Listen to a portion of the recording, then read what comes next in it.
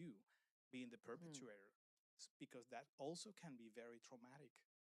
So integrating those parts of you, acknowledging them as belonging to you and having made you who you are today, it's part of the integration process. Integration goes beyond that, even more so if you're traveling to South America or a very, very different context with a different spiritual belief system, worldview, and you come back with this new self into your old environment. It is also about integrating back into society, back into your family, back into your peer group, and making sense of that. And yeah, I believe that you need a little bit of guidance on how to Hmm. do those steps responsibly without it all being so overwhelming, because some of us haven't really looked inwards for a while, and it can become very overwhelming when we look at it and don't know what to do about it anymore. So yeah, I think that is the reason why integration needs to be taken care of, and it's very important. Some are very natural at doing it themselves, and others they need the guidance. Yeah. So there's a huge kind of need for this guidance also, right? I guess kind of because it's still hard to find people sometimes. But I quickly want to come back to Julia. Like, so if people approach you and say, "I want to do this," I heard about it, like my best friend did it, and so on. So how is your first conversation with them? Kind of finding out what they should do, like what is their intention? When is it a moment when you would say you absolutely shouldn't do this? Mm, good question. So oftentimes when people approach me, they heard from somebody who did it and they want this. This went well by somebody else, so I need this. And then it's more the first contact for me is like also a management of expectations and to see, is that the right timing, is that the right substance, what kind of support network is there. So they go with me through a very long screening formula if I have some back questions on medical things. So a support network that and I think every one of us who does that should have, like professionals on medical, if you're not self a medical person, to have questions about medication or whatever. So really to make safe that that is the right decision, and also to see like there are some very unstable phases that you have in your life anyways, and doing psychedelics at that point can be even more destabilizing. So it's not always the right timing, it's not always the right wish for the substance that you think you should get. So I think it's important to prepare the people, and that's also like the integration. I think it already starts before you do the session. So preparing beforehand for afterwards. What is when you come back? What is when you have to take life decisions after that? Because it becomes clear that this is maybe not the person you should spend your life with, or this is not the job you should stay in. So all these eventualities that can come up, I think it is important to talk about that, and also that it's not always a good outcome at first, but it can be very, very hard. Like the days after maybe feel like very depressed, and people are like, what the heck, why did I do that? I thought I will feel better.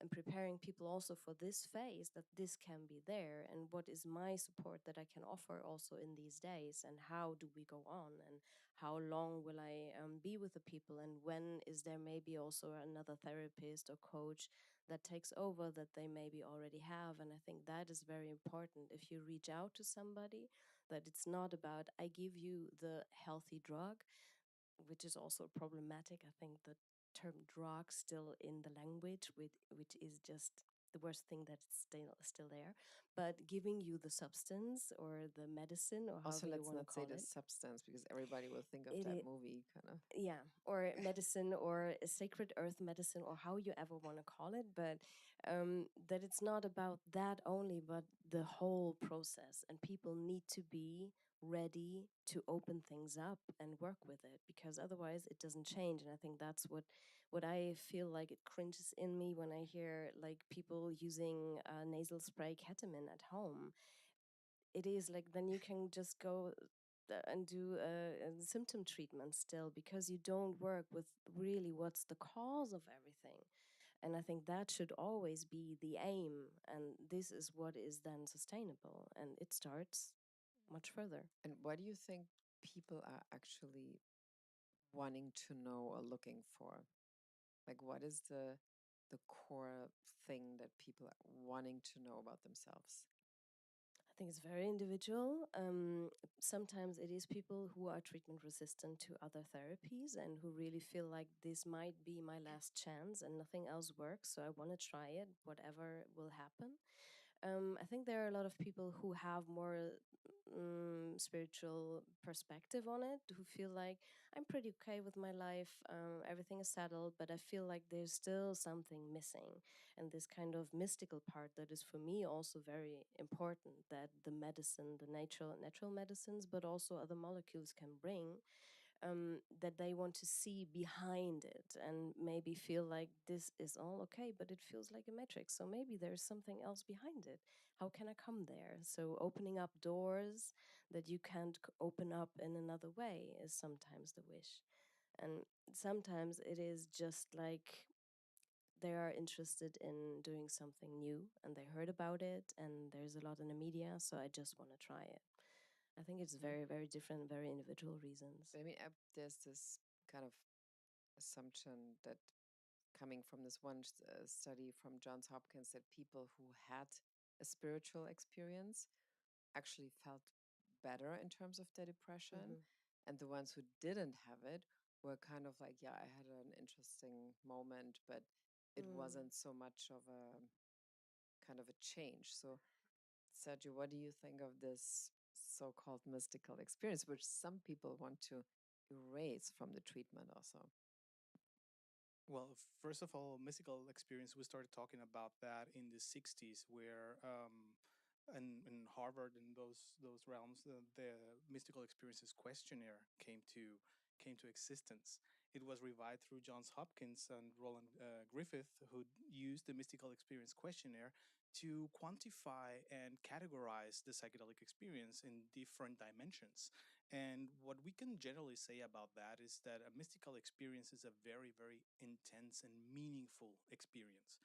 And there seems to be a correlation, not necessarily a causation, but a correlation between having a very intense and meaningful experience and the reduction of symptoms, mainly depression. On the other side, it could be also something else. I do feel like when you have an encounter with the mystical or a very meaningful experience to you, that can ignite first of all more questions about what just happened. That's why one of the descriptions is to the mystical experience to be ineffable, which is basically not able to describe in words. But on the other side, it also provides a sense of renewed meaning, purpose, connection, relation. And I think that could be one of the things that helps with the psychedelic experience to for especially for depression, where people feel isolated, people don't feel connected to anything, and that feeling that you might get through a psychedelic experience of being connected to everything and belonging, that can reopen that will to live, so to speak. Okay. And I want to quickly come back to your work in the Canadian university context in Ottawa with Monica Williams. And so you also working on a project or study that talks about racial trauma and how psychedelics could eventually support people who have probably experienced this their whole lives. Maybe you can quickly talk about what are you actually researching, and why is this a topic that most people probably hadn't heard of? Right. So what I'm doing in Ottawa, we're doing a little bit of research. I'm also my main job, so to speak, and in this master's is the field work in intercultural exchange for the students, which is a very academic way to say we are inviting students to join us in a course where we provide um, also an experience. They come then with us to Ecuador, to Jamaica, to Peru, and experience psychedelics in a traditional setting. So my job is to prepare them to become more aware of how to engage in that intercultural exchange with respect and not repeat the mistakes of the past of colonizing, appropriating knowledge, but appreciating it, and how to give back and not only absorb the information and the knowledge that they have to provide. Also, not seeing this how do you say worldviews and cosmologies as more simple or yeah, alternative, but maybe even as complementary to our way of thinking, not less, not reduce them in any way, but actually engage in an eye to eye conversation with those that are opening their doors to us foreigners to come and learn from them. So that's what I do when I'm teaching in Ottawa, and it's amazing to see their transformation too. They're most of them are not expecting what they get once they finish the course. And on the other side, what you were saying, we developed this protocol where we take people mostly from Canada and from the United States of marginalized groups, Black, Hispanic, and so on, and offer a safe space, a safe container for a psychedelic experience with a protocol that is especially developed for treating racial trauma. That means that the preparation about racial about their experiences, suffering, being marginalized, being yeah, they really feel like they are less. Their society has infused in them this idea that they are less than the others, and they need to have a reconnection with their own community and with themselves, so that we offer this retreat. We bring them to Jamaica. We train them